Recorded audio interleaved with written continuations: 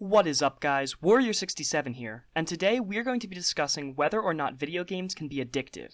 To answer this question, we're going to be defining what addiction is, what it means for a product to be addicting, what kinds of products can be addictive, and whether or not video games fit these criteria. Alright, let's get started.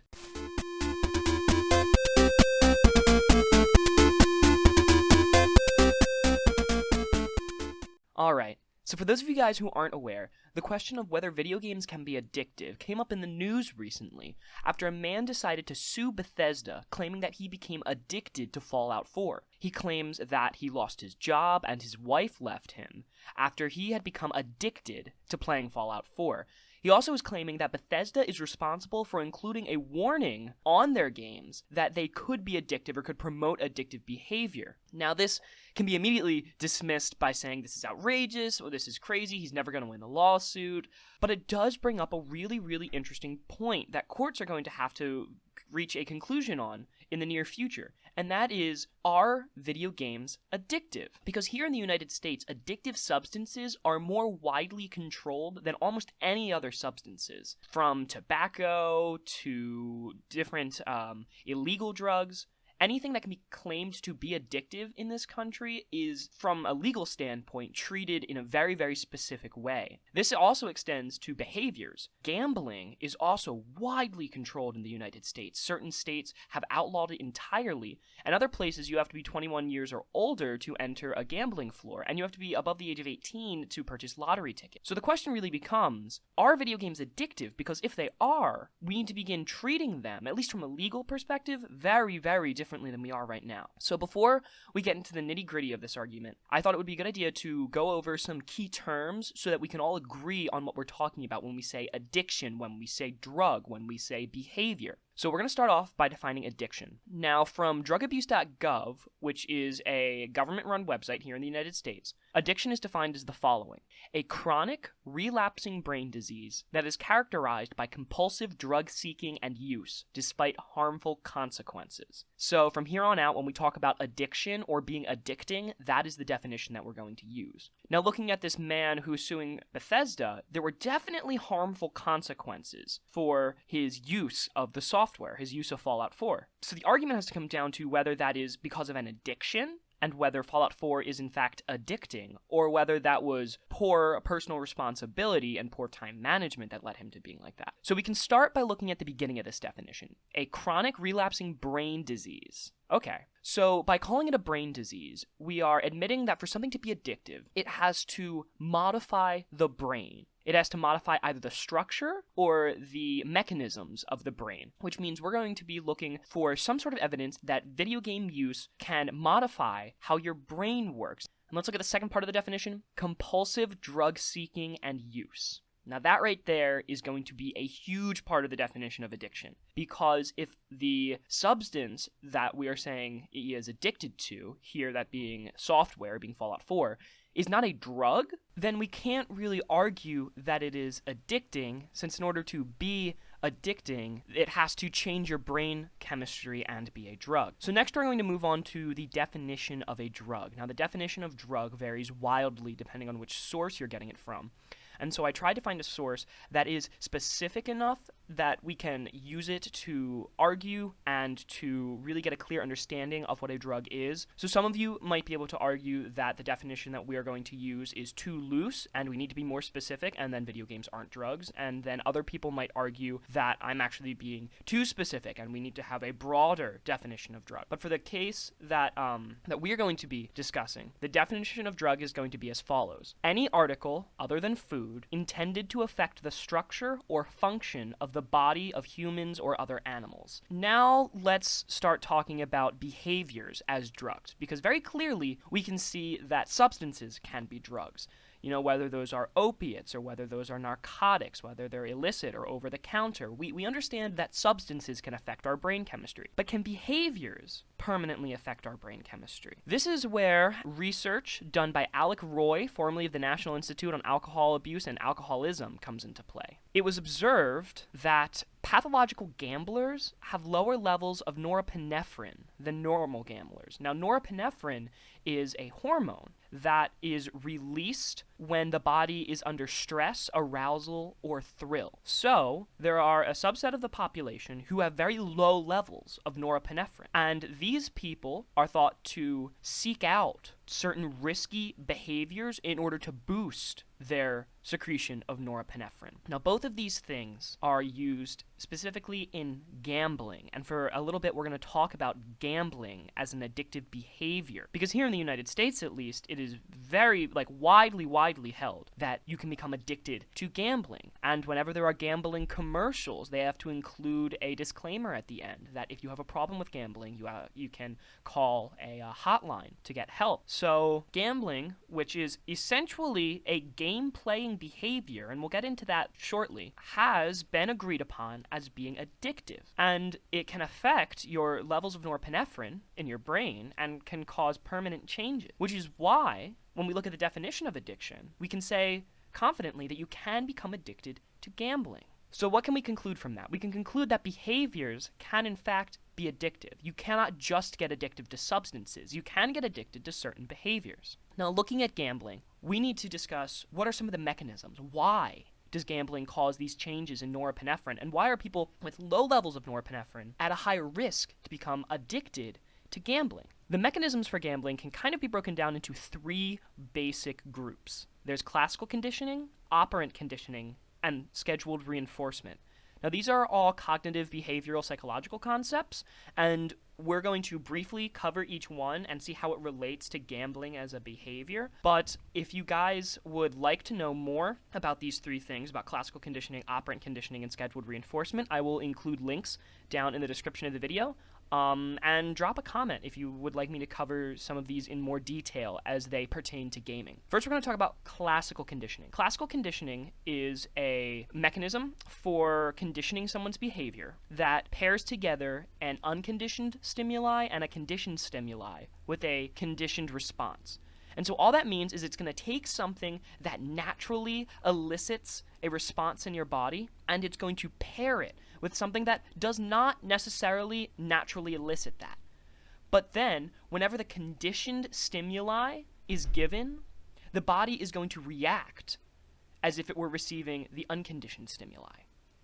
So when we talk about classical conditioning in gambling, the unconditioned stimuli is a monetary reward. It's the change that comes out of a slot machine. It's the money that you receive from gambling. Conditioned stimuli, and this is going to be the one that ordinarily does not elicit those kind of responses in us, are lights and sounds. If any of you have ever been in a casino, you know lights are lighting up and bells are going off, and after you understand that these lights and sounds mean that somebody is winning money, the conditioned response, that reward center in your brain, is getting lit up whenever you hear these lights and sounds because you know that you're expecting a monetary reward. And so when you sit down at a slot machine, let's just say, and you put in your coins and you pull the lever, you're hearing all of these sounds going on around you, and you're seeing all of these lights going on around you, and there is an expectation that you are going to receive this monetary reward, even if you don't necessarily receive it. Your brain is reacting as if you had won. And so it's going to be more easy for you to put more money in the machine and continue playing when you're constantly receiving these rewards, even though monetarily you're not making your money back. Now, this is paired very closely with operant conditioning. Now, operant conditioning moves above the biological level. Operant conditioning seeks to link together your behaviors with your rewards. So the basic idea is that the more a behavior is rewarded, the more you will continue in that behavior. So when it comes to gambling, every time you pull that lever, there is a chance that you are going to receive some monetary reward. So whenever you get that reward back, you are being reinforced. You are being told, yes, continue to put your money in, continue to pull that lever. You will continue to get payouts.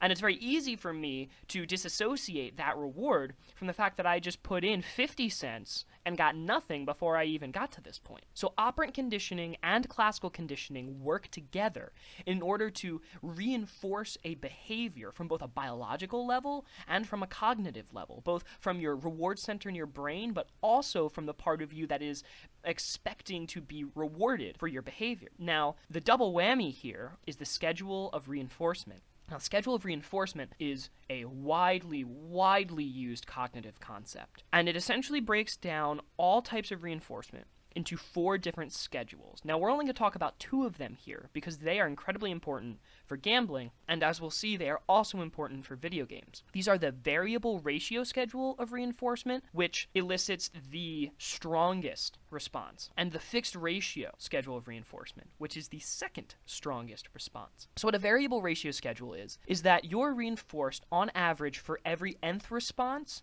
but not always exactly on the nth response. So you can think of a slot machine that says, okay, for every 200 pulls of the lever, we are going to reward the player with a small jackpot. But it is not exactly 200. It could be you could put in 150, and that could work. Or you could put in 210, and that could work. It's put out over a bell curve or a normal curve as to when you are actually going to get your reinforcement. Now that's also tied together with a fixed ratio response, which schedules delivery reinforcement on every nth response. So these kind of schedules of reinforcement can compound on top of each other, and these are reinforcing your behaviors, which we just talked about through operant conditioning is incredibly powerful to have you continue to do these behaviors. All the while, your brain is releasing norepinephrine, and also dopamine and different hormones that are released whenever you are rewarded. And this can be incredibly, incredibly powerful for having you continue a behavior, even if you're losing money. And that, in a nutshell, is why gambling is considered addictive. So what we've gotten to at this point is that behaviors can definitely be considered addictive by a traditional definition of addiction and by a definition of drug, and that you do not need just substances, that behaviors that you can do can also be addictive. So it is not a stretch to say that video games, and gaming is a behavior, can be addictive. But if that were true, we would find several of these similar mechanisms in gaming as we do in gambling, which is very true. It is very much what we find in different mechanisms in video games. So we're going to break those down right now. First, we'll talk about classical conditioning. When we went over the definition of classical conditioning, did that sound similar to something you would see in video games? Because linking specific sounds, specific animations to gameplay rewards is a great way of reinforcing player behaviors. And so whenever you hear an announcer who's telling you, oh, you got a double kill, you got a triple kill, all of these things, and you're thinking, oh, yes, I'm so great, I'm doing so well, and you're linking that to the behavior. Because, let's be honest, in our everyday lives, we don't really have someone patting us on the back and saying, good job, well done. Whether you're in class and you take a quiz, or whether you're at work and you go above and beyond with your customers, whatever it is that you do, no one is there constantly patting you on the back saying, wow, congratulations, you did so well. But they are there in video games. And very quick games, very arcadey games, something like Call of Duty, reinforces these almost constantly while you're in game. Another important part of reinforcing behavior in video games are reward schedules. So anybody who's played a game with an experience counter can understand the power of a fixed ratio reward. In a game that lets you know how close you are to receiving a reward, and a game that allows you to gain certain chunks of experience, either by grinding or by performing quests or by doing something else within the mechanisms of the game, I only have a little bit further until I level up, until I unlock something new, until I can equip that new gear. That's a fixed ratio level of reinforcement. There's also certain mechanisms in games like achievements. Going back to Call of Duty as an example, unlocking weapon skins or unlocking upgrades to your guns, that for different challenges, for different pretty much arbitrary behaviors in games, you are receiving reinforcement. And these are layered, that there are so many. Every time you get a kill in a COD game, you get 2 or 3 different rewards that pop up, and then every once in a while, without you even realizing it, you'll receive an unlock for a weapon skin, or your weapon will level up. And all of these things, which are in themselves fixed ratio, layered on top of each other and being tracked at the same time, become a variable ratio schedule of reward. This is especially prevalent in games that have layered progression systems, which as an industry we are moving towards. It's not just leveling up now, but you can level up your character, you can level up your weapon, you can level up different skills within your character. And so these kind of fixed ratio, you can almost always look at them and see how close you are. You can almost always schedule out when you'll be receiving these. But because there's such a plethora of them, they become a layered variable ratio schedule. Video games are taking advantage of two of the most powerful schedules of reinforcements while linking them to behavioral conditioning. This is very, very similar to gambling in mechanism, in the way that it is interacting with your brain. Now, surely you're not spending as much money in video games as you would in gambling, and people aren't going broke, but that isn't even necessarily true anymore. With things like Counter-Strike and COD having these advanced supply drops and weapon packs that you can open, you are paying money in the form of microtransactions to receive some randomized reward in a game. It is literally gambling. CSGO takes this one step further. There are websites explicitly designed to gamble with CSGO skins. There's websites where you can bet on competitive teams using skins. This is becoming incredibly popular on Twitch and on YouTube. These are some of the highest watched videos online now.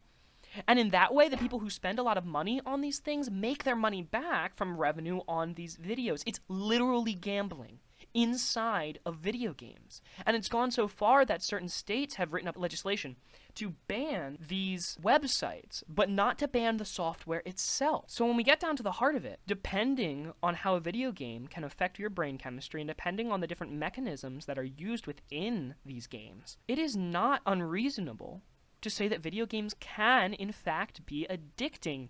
In fact, looking at a lot of the evidence, and I'll link a few different articles down in the description who have done a more in-depth analysis of these ideas in a very technical way, it seems that by and large, we are coming to the agreement that yes, video games can be addicting. Now, how we move on from there is going to be incredibly interesting because, like I said earlier in the video, legislature involving addictive substances is perhaps one of the strictest legislature in the United States. So are we going to restrict the sale of Call of Duty and Counter-Strike to people who are above the age of 21? How would you possibly go about enforcing that? Or should parents be worried that letting their kids interact with certain video games could lead to them becoming addicted? Now, I know to many of us that idea it seems flawed and it seems like an overreaction, but clearly these types of things can become addicting. And there's an ethical question about the people who produce these types of software. Should they have to include warnings? Does the man suing Bethesda have a point that perhaps Bethesda needed to include a warning that Fallout could be considered addicting? These are the kind of questions we need to think about going forward. I really want to know what you guys think about this. Please leave your thoughts in the comments down below. I want to know, are you convinced? Do you think video games can be addictive, or are you still unconvinced? Do you think that the whole question is bogus and that there is no evidence claiming that video games are addictive, or are you somewhere in between and you're not quite sure if you've made up your mind on this yet? I want to know. Let me know in the comments down below. Now, thank you guys very much for watching. I hope you enjoyed the video. I hope you learned something or maybe can think about things in a new perspective. If you did enjoy it, or if you did get anything out of it, drop a like, and if you want to join in our weekly discussion on these kind of things, subscribe to the channel, and I'll see you guys next week.